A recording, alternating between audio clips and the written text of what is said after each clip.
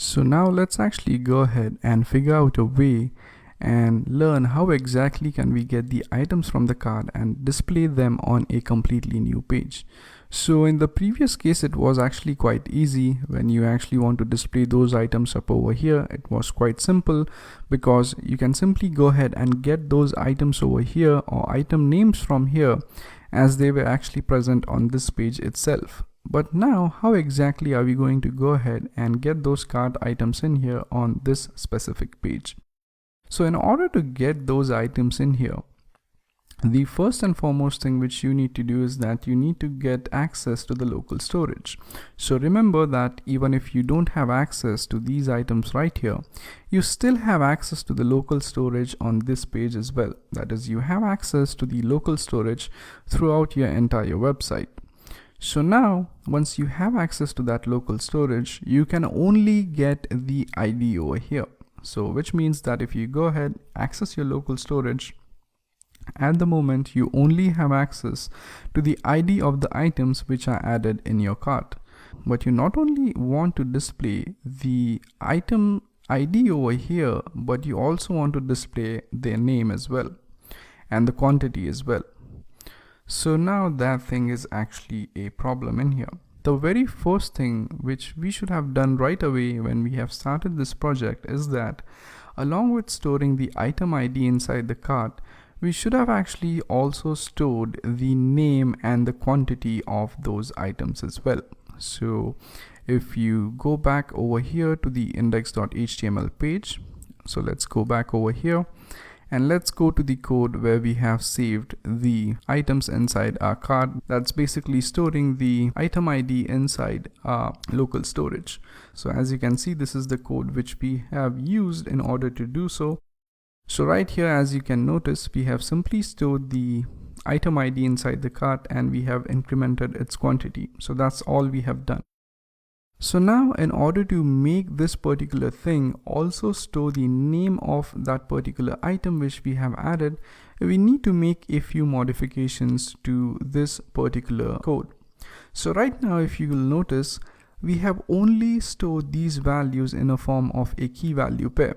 So what do I exactly mean by that? So for example, if you do local storage dot get item and if you do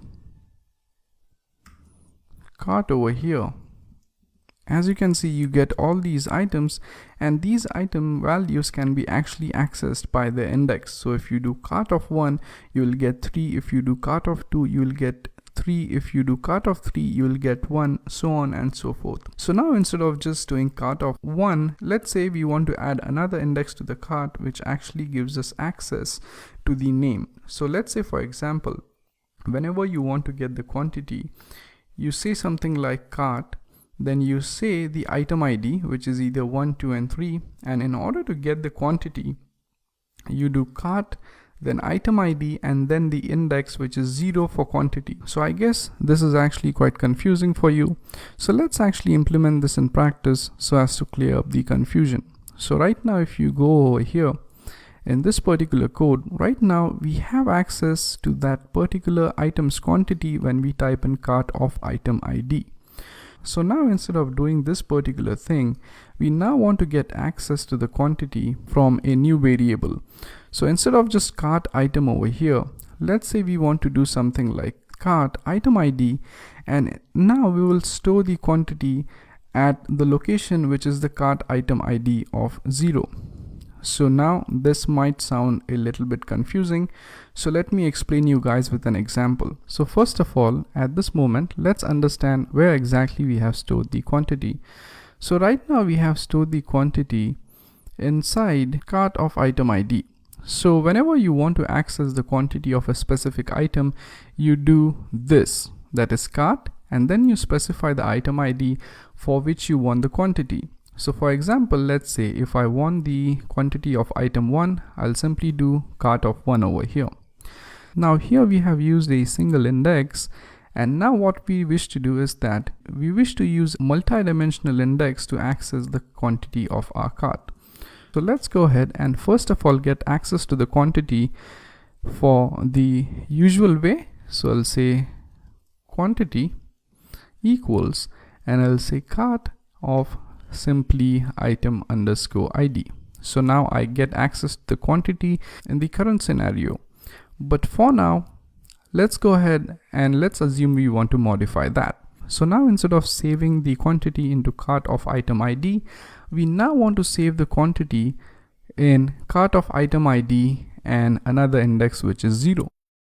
So now this is our new data structure which is going to store the quantity at this particular location. So now instead of having cart item ID equals cart item ID plus 1, instead we will now go ahead and use cart item ID of 0 and we will increment that thing instead, and we will get rid of this code which we have right here. So now let's get rid of that. And now once we got the quantity from here, let's also go ahead and actually add that quantity in place of the quantity, and I hope this doesn't confuse you. So now the quantity is actually present at cart of item ID of 0, and now we will simply assign quantity to this particular thing and we are good to go. So I hope this thing actually makes sense to you. So in this particular code, we have simply extracted the quantity from where the quantity is actually now placed inside our new cart, and we have simply incremented the value of quantity by 1.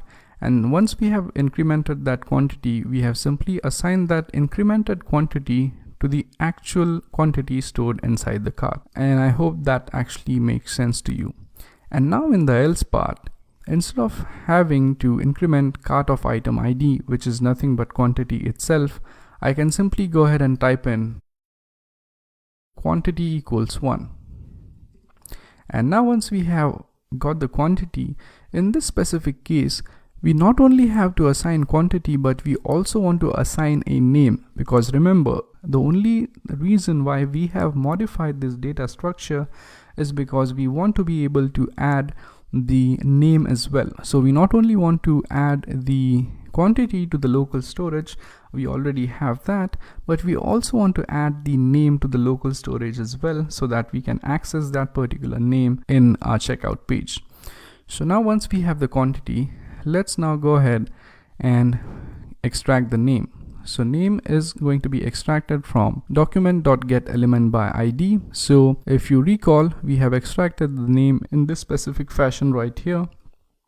So we'll use the exact same code in here and make just a single modification.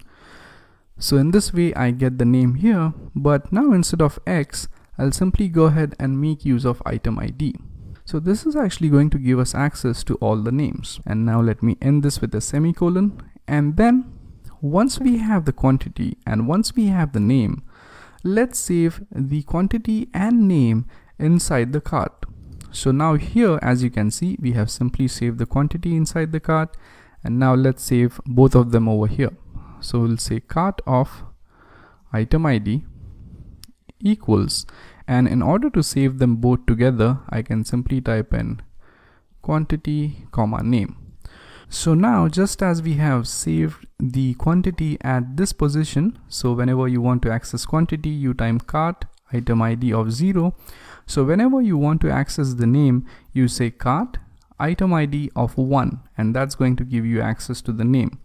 So for example, let's say if you want to get access to the name of item whose item ID is 1, so you simply type in cart, then you specify the item ID as 1, and then for name you specify 1 over here. So this thing is going to give you access to the cart item whose ID is 1, and this one over here signifies that we want the name. And whenever you want to get access to the quantity, you simply go ahead and replace this with 0. So this will now give you access to the quantity of the item present in the cart, which has an ID as 1. So I hope this thing makes sense and you get the concept. So if you have any doubts or difficulties, do let me know in the Q&A section and I will be there to help you out. Okay, so once we have that, one additional thing which we need to do here is that if you just scroll down a little bit, as you can see, here we have used this single index value. So for example, in order to access the quantity, we have used cart of X.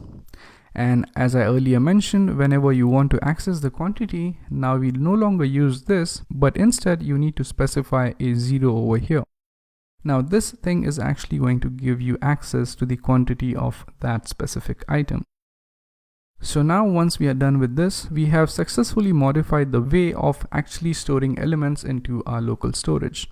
So now let's actually hop back to the console and hit refresh. And first of all, we need to clear up the local storage because it would still have some previous content. So once we have cleared that, now let's try to go ahead and actually add some items to the cart, and let's see how this works. So now if I click on this particular watch, as you can see, instead of a single item, we now have an array over here. And over here it says 1, that means the quantity is 1, and it says watch, but as you can see, there's actually a bunch of space in there. So let's go ahead and fix this issue. So let's hop back to the code. And we have this issue because we might have a ton of blank space around our product title. So let's fix that. And as you can see, we have a bunch of white space in here. So once we go ahead, get rid of the white space, this should not be a problem. So now if we save that, let me again clear up the local storage. So local storage.clear. And now if we go ahead and add that, okay, I didn't refresh this, so let me just refresh this and let me clear up the local storage one more time. And now if we add this, for some weird reason we still have that issue here.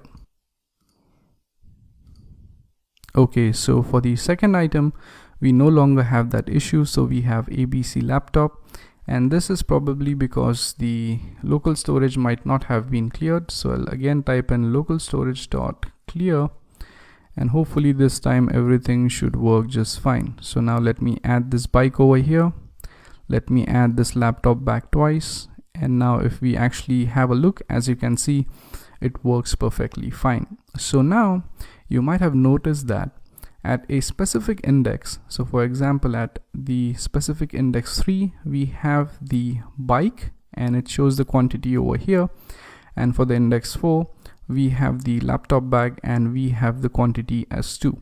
So now instead of saving a single value, we now have 2 values stored inside a specific array. So now we can actually make use of these particular values as they are now into our local storage, and now we can display these values into our checkout page.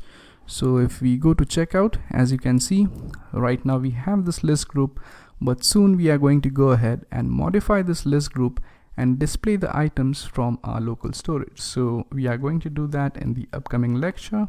So thank you very much for watching, and I'll see you guys next time. Thank you.